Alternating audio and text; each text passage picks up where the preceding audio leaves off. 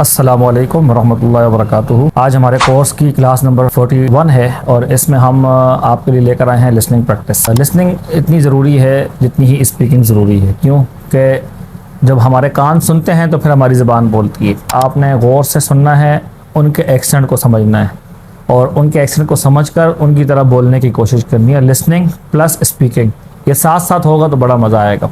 और दूसरी बात ये कि सारे जो अल्फाज होंगे उनके वो आपको अपने पास नोट करने हैं और यही आपको मुझे फिर बोल के विद ट्रांसलेशन आपको सुनाना है। और तीसरी बात ये है कि इसके अंदर जो स्ट्रक्चर्स आएंगे, जो वो स्ट्रक्चर्स के जो आपके समझने के काबिल होंगे, वो मैं आपको टास्क भी दूंगा कि आपने ये सेंटेंसेस बनाकर मुझे सेंड करने होंगे। ठीक है, तो चलिए क्लास की तरफ। सबसे पहले आप ये वीडियो देखिए, पूरी वीडियो सुनिए, देखें क्या कह रहे हैं, फिर आगे हम चलते हैं। आपने सुना क्या कह रहे हैं, अब हम इसके हर लफ्ज़ को तोड़ते हैं, सुनते हैं क्या कह रहे हैं ये, उसके बाद फिर हम उसकी एक्सप्लेनेशन करते हैं। तो देखिए सबसे पहले क्या कह रहे हैं। Hi, Mr. Jackson. The stage looks awesome. Hi mister Jackson, stage looks awesome. Mister Jackson तो इसका नाम है जो सामने बाबा खड़ा हुआ है। हाय का वर्ड जो है ये क्या है, ये ग्रीटिंग है। जैसे कि आपको पहले भी हमने बताया, ग्रीटिंग्स जो होती हैं जिनमें दुआ सलाम होता है, उनका तरीका ये है बात करने का। हम सलाम करते हैं जब कहीं आते हैं तो हमें सलाम करना चाहिए। और ये कह रहे हैं हाय, क्या हाल है mister Jackson, stage looks awesome. The stage looks awesome. Stage looks awesome. Stage जो किसी भी प्रोग्राम में जो लोगों को, ऑडियंस को सामने प्रोग्राम उनके सामने परफॉर्म करने के लिए जो एक ऊंची जगह बनाई जाती है उसे स्टेज कहते हैं, ताकि ऑडियंस जो है आसानी से स्टेज पे होने वाले काम को देख सकें। तो स्टेज बनाया जाता है। तो ये बाबा जो है ये स्टेज बना रहा है। तो बात क्या चल रही थी सर्कस की, उसने एला ने कहा था कि हम अपना सर्कस बना रहे हैं, तो सर्कस के लिए स्टेज तैयार हो रहा है। तो कह रहे हैं कि स्टेज लुक्स ऑसम, स्टेज बहुत उम्दा दिखाई दे रहा है। अच्छा, स्टेज जो है ये सिंगुलर नाउन है, तो जब सिंगुलर नाउन सब्जेक्ट बनता है तो वर्ब के साथ एस लगाते हैं, इसी वजह से लुक के साथ एस लगा हुआ है। स्टेज लुक्स ऑसम, स्टेज अच्छा दिखाई दे रहा है। तो आप और भी इसी वजन पे कई सेंटेंसेस, तुम बहुत अच्छे लग रहे हो, तुम आज अच्छे लग रहे हो। ठीक है, तो यू लुक ऑसम टुडे, तुम आज अच्छे लग रहे हो, सेंटेंसेस बना सकते हैं आप ऐसे। ही लुक्स ऑसम, वो बहुत अच्छा लग रहा है। सही है। शी लुक्स ऑसम, वो बहुत अच्छी लग रही है। तो आप सेंटेंसेस स्ट्रक्चर को इस्तेमाल करते हुए अपनी मर्जी का जुमला यहाँ पर बना सकते हैं। नेक्स्ट आगे देखें क्या कह रहे हैं फिर। I'm glad you like it, Ella. I'm glad you like it, Ella. मुझे बड़ी खुशी हुई कि तुम्हें ये पसंद आया एला। सही है। I'm glad, glad क्या है, इसका मतलब होता है हैप्पी, खुश। तो I am glad, मैं बहुत खुश हूँ। You like it, Ella, कि तुम इसे पसंद कर रही हो, तुम्हें ये पसंद आ रहा है। glad और you को जब आपस में मिलाया तो glad you। I'm glad you like it, Ella. समझ में ही होगी आपको। डी को यू के साथ मिला के बोला तो मिक्स कर दिया, डी और यू को आपस में मिक्स कर दिया तो क्या बोला, glad you. I am glad you like it Ella, मैं बहुत खुश हूँ इस बात पर कि तुम्हें ये पसंद है। ठीक, आगे देखें क्या कह रहे हैं। I've been working hard. I have been working hard. I क्या है, आई हैव का कॉन्ट्रैक्शन करके आई बोल दिया। आई हैव बीन साथ में लगाया, तो ये कौन सा टेंस है ये आपने पढ़ा नहीं है, तो इस वजह से मैं इसकी एक्सप्लेनेशन नहीं कर रहा। ये टेंस है प्रेजेंट परफेक्ट कंटिन्यूअस का, अनकरीब हम यहाँ पे जाने वाले हैं।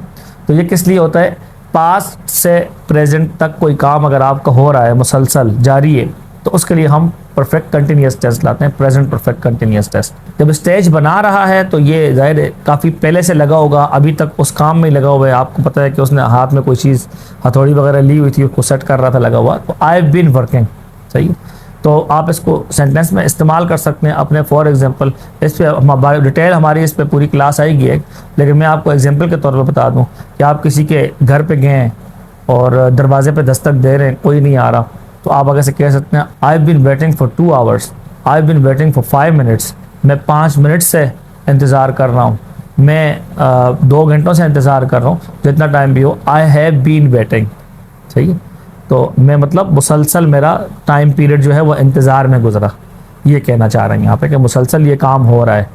तो उसके लिए perfect continuous, present perfect continuous tense इस्तेमाल करते हैं। What are you guys gonna do for the circus, huh? You gonna dance? What are you guys gonna do for the circus? हाँ, you gonna dance। तो क्या पूछ रहे कि were you.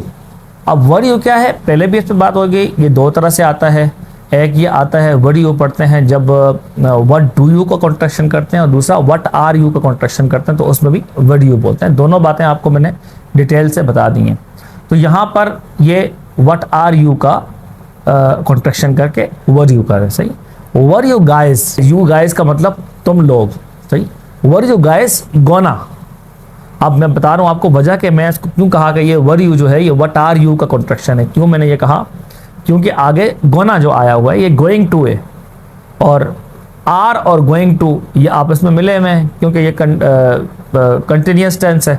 Continuous tense में एज एम आर के साथ जब वर्ब आता है तो वर्ब के साथ आईएनजी फॉर्म आती है। तो इस वजह से ये इंट्रोगेटिव सेंटेंस है। तो what are you guys going to do for the circus, तुम लोग सर्कस में क्या करने वाले हो। गोइंग टू का स्ट्रक्चर भी आपको मैंने बहुत पहले बता दिया। गोइंग टू का मतलब कोई काम फ्यूचर के बारे में कर रहे हो, अगर फ्यूचर में करने वाले हों या करेंगे तो उसके लिए हम गोइंग टू का स्ट्रक्चर लाते हैं। तो ये वही बात कर रहे हैं, पूरी बात आपको समझ में आ गई होगी, हर चीज़ आपने इसमें से पढ़ी हुई है, समझी हुई है। What are you guys gonna do for the circus, huh? You gonna dance? What are you guys gonna do for the circus? हाँ, तुम लोग सर्कस में क्या करने वाले हो। हाँ बताओ मुझे ज़रा, तुम लोग सर्कस में क्या करने वाले हो। दूसरी बात यहाँ पे एक्सप्लेन करना चाहूँ मैं, फॉर द सर्कस, फॉर कहा इसने, ये नहीं कहा कि इन सर्कस, फॉर सर्कस कहा, फॉर द सर्कस। तो ये इस्तेमाल होता है सर्कस में तुम लोग क्या करने वाले हो, तो उसको इंग्लिश में कहेंगे फॉर द सर्कस, ना कि इन द सर्कस। इसी तरीके से एक और एग्जांपल आपको दे दूं मैं इसकी, तुम नाश्ते में क्या खाते हो, हम इसको इंग्लिश में कैसे करेंगे, what do you have for breakfast. ये नहीं कहेंगे what do you have in breakfast, what do you have for breakfast. इसी तरीके से जैसे कि इसने बोला what you guys gonna do for the circus, हाँ for the circus, in the circus नहीं। इसी तरीके से जब आप पूछेंगे तुम नाश्ते में क्या खाते हो, what do you have for breakfast, ऐसे कहेंगे आप। तो तुम सर्कस में क्या करने वाले हो, हाँ बताओ मुझे ज़रा। You gonna dance? You gonna dance, तुम लोग डांस करोगे सर्कस में। तो आगे से फिर क्या जवाब दे रही है, अच्छा यूर गोना भी वही है, you are going to dance. अच्छा ये सारे ये you are going to dance जो है ये अफर्मेटिव सेंटेंस है बज़ाहिर, लिटरली अगर देखा जाए तो ये अफर्मेटिव सेंटेंस है, लेकिन इस्तेमाल हो रहा है इंट्रोगेटिव के तौर पर। क्यों, अंदाज बता रहा है, सही। अंदाज बहुत कुछ बताता है, यहाँ पे अंदाज की बात हो रही है, उसका स्टाइल, उसका लहजा बता रहा है कि ये सवाल कर रहा है। तो ये क्वेश्चन बनेगा इनफॉर्मल में। फॉर्मल जो तरीका होगा उसमें हम आर को पहले लाएंगे, सही। You are going to dance नहीं कहेंगे, are you going to dance, क्या तुम डांस करोगे, सही। हेल्पिंग वर्ब सब्जेक्ट से पहले आएगा।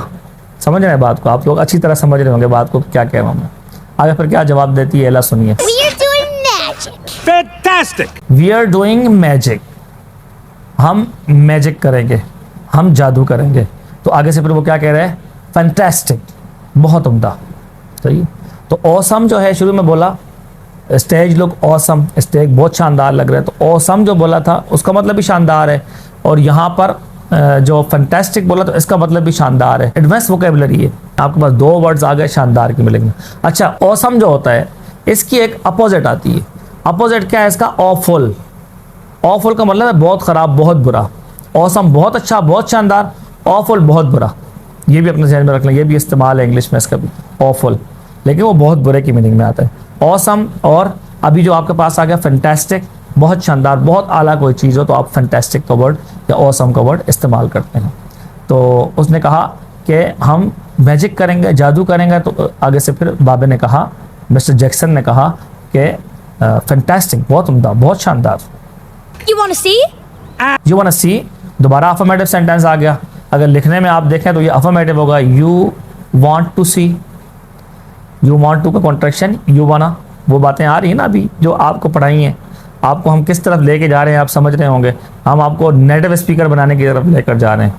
तो जो वो बोलते हैं डेली लाइफ कन्वर्सेशन में, रियल लाइफ कन्वर्सेशन में, हम वो आपको सिखाने की कोशिश कर रहे हैं। तो आपने बस करना ये कि प्रैक्टिस करनी है, साथ साथ बोलें। यू वांट टू सी मतलब यू वांट टू सी, क्या तुम देखना चाहते हो, अफर्मेटिव सेंटेंस, लेकिन अंदाज बता रहे हैं कि इंट्रोगेटिव है। आगे से क्या कह रहे हैं बाबा, You know what? I don't think so. You know what, I don't think so.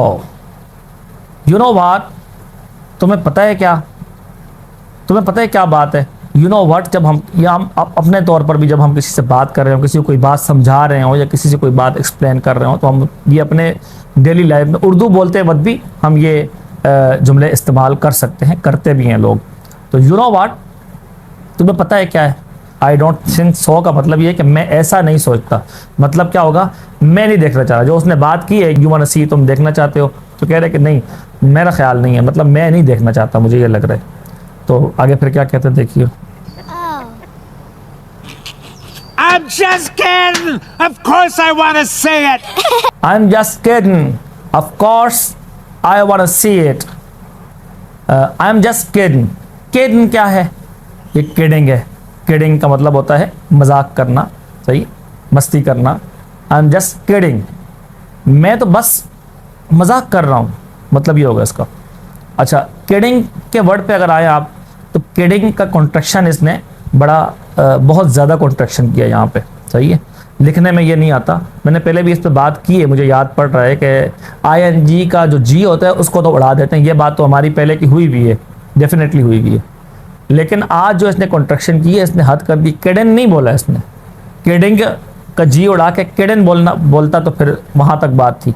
लेकिन ये उससे भी एक स्टेप आगे गया है। इसने क्या किया? इसने एन से पहले जो आई है ना, ING, जी तो उड़ा दिया, और जी से पहले एन है और एन से पहले आई है, इसने आई को भी उड़ा दिया।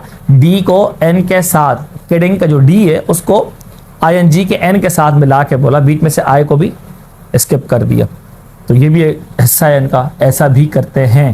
तो इसी वजह से इसने बोला आई am just kidding. I'm just kidding. I'm just kidding. मैं तो सिर्फ मजाक कर रहा हूँ।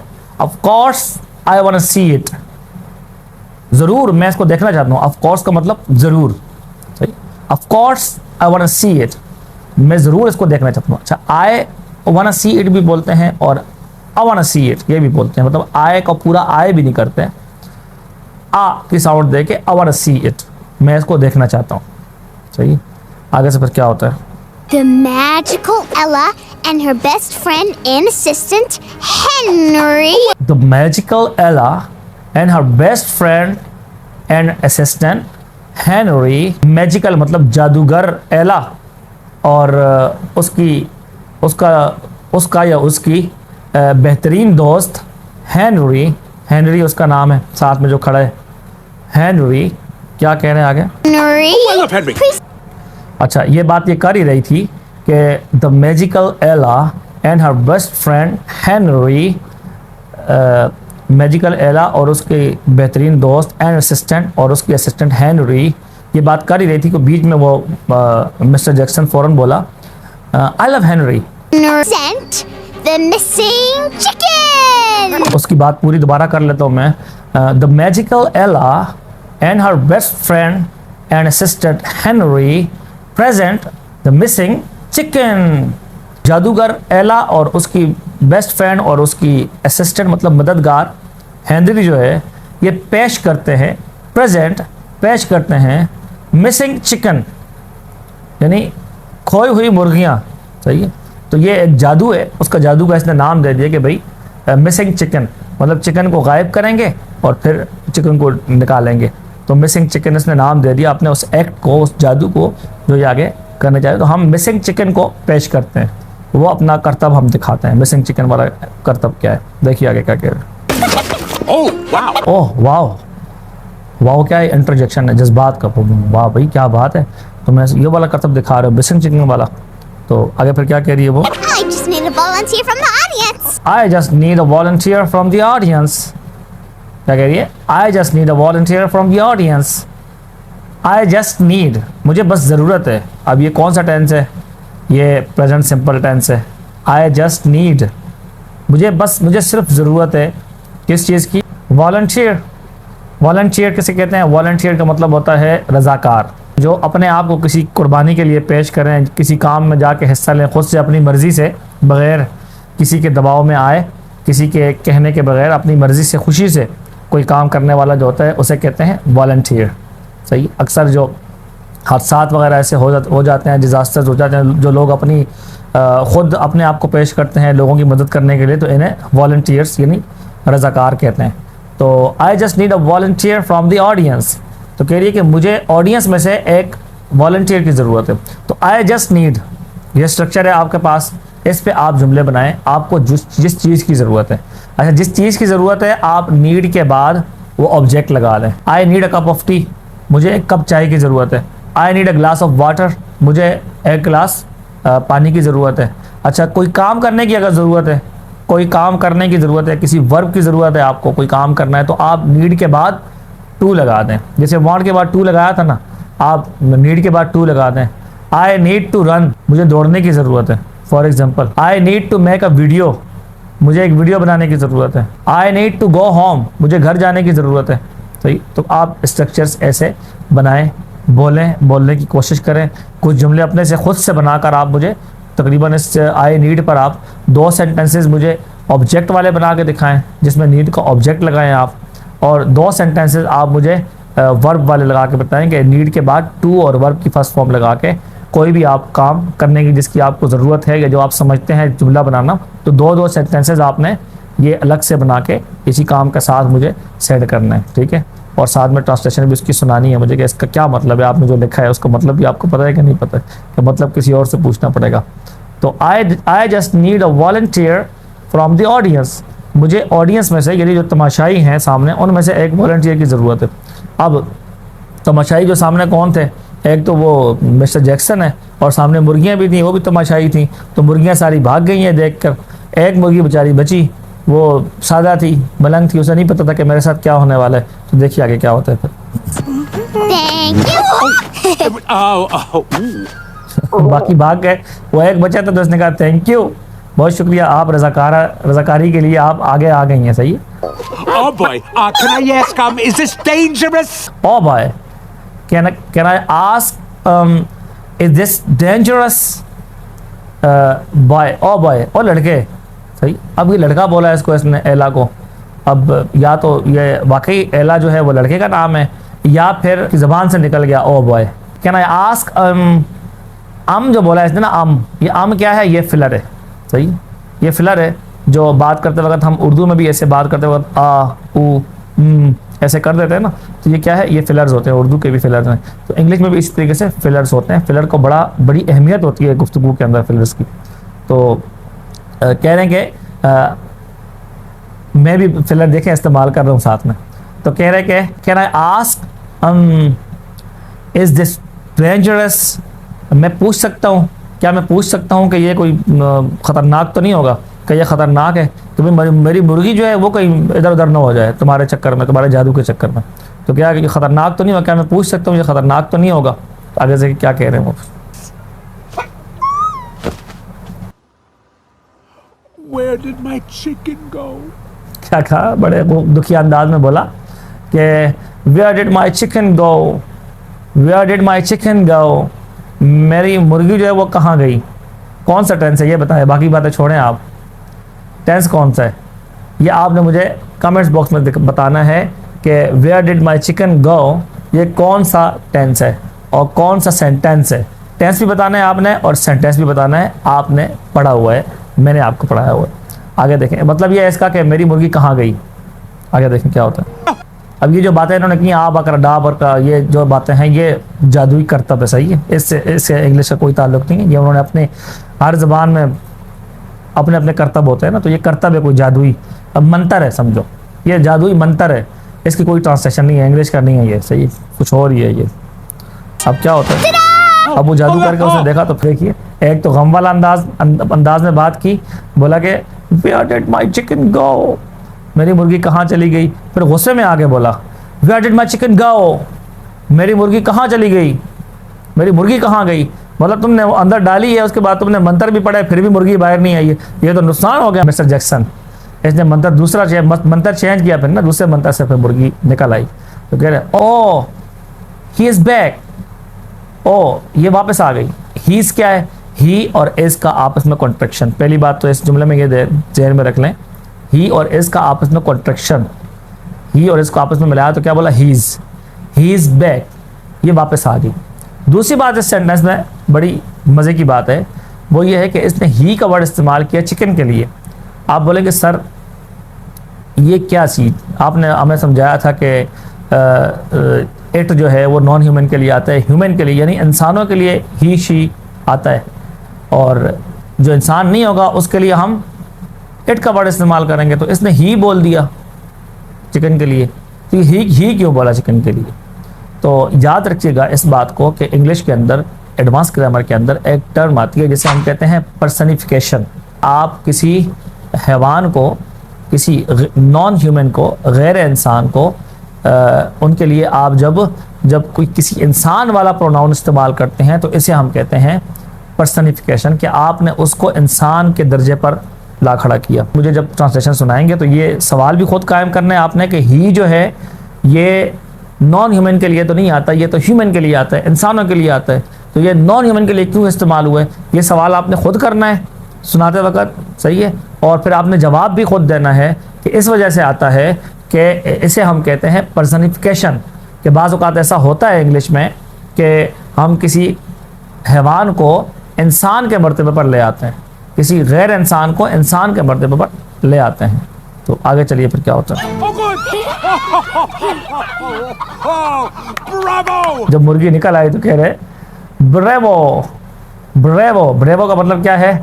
शाबाश, सही है। ब्रेवो क्या है इंग्लिश में? ब्रेवो का मतलब तो शानदार है, लेकिन ब्रेवो है क्या? ये इंटरजेक्शन है। ये अभी तक हमने नहीं पढ़ा, कुछ छेड़ा नहीं है फिलहाल हमने, तो जब ये पढ़ेंगे तो फिर आपको मज़ीद इसका पता चल जाएगा। ये कि जज्बात में निकलने वाले अल्फाज, मुँह से, जज्बात से जो मुँह से अल्फाज निकलते हैं ना, खुशी के मारे या गम के मारे या किसी तकलीफ़ की वजह से या किसी दर्द की वजह से, उन्हें हम कहते हैं इंटरजेक्शन। तो उम्मीद है कि आज की क्लास आपको समझ में आई होगी। मुझे और भी आगे चलना था लेकिन टाइम ऑफ हो गया, वीडियो बहुत लंबी हो जाएगी, इस वजह से मैं इसको शॉर्ट करने के लिए यहीं पर अपनी बात ख़त्म करता हूँ।